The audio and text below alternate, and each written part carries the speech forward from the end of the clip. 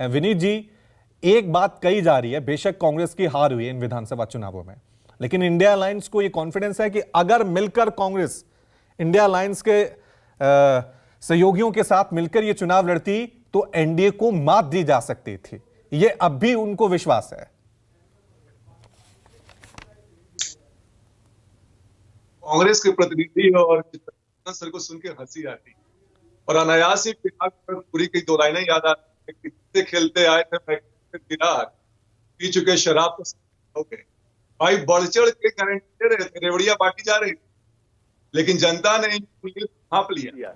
अभी चितरंजन दलन कह रहे थे कि बीजेपी का बिहार में क्या औचित्य है, जिसके पास लोकसभा का एक सीट नहीं है वो ये बात कह रहा है। भैया लोकतंत्र में थोड़ा सा रवि भाई जो आपने स्टार्ट किया था आकलन का, ज्यादा वोट परसेंटेज का, कि सिद्धार्थ भाई ने उसको एक्सप्लेन कर दिया क्योंकि वो थोड़ा त्रुटिपूर्ण था।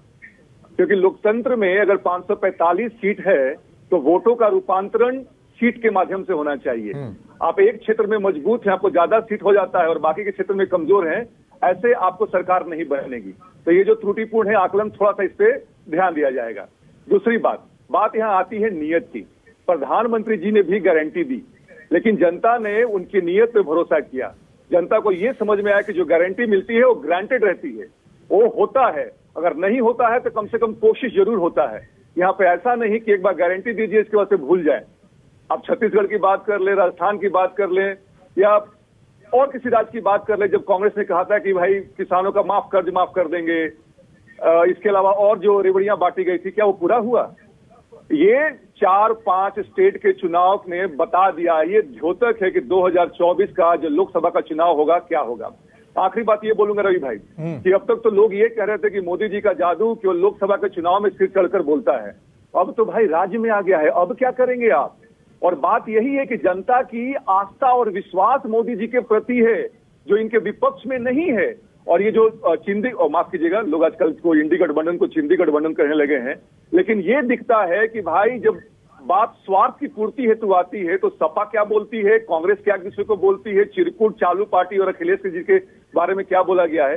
तो क्या जनता ऐसे लोगों को चांस देगी जो कि एक स्थिर सरकार नहीं बना सकते हैं, जो अपने स्वार्थ सिद्धि हेतु कुछ भी कर गुजरने को है? और आपका मुकाबला किससे है? एक मुकाबला है महायोगी से, जो केवल देश और समाज के लिए काम करता है और आगे ले जाने की बात करता है।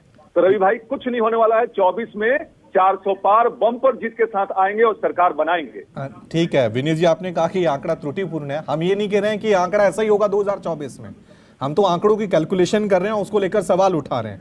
आपने कहा कि अभी जनता ने बता दिया कि 2024 में क्या होगा, लेकिन मैं आपको 2018 में ले चलता हूं।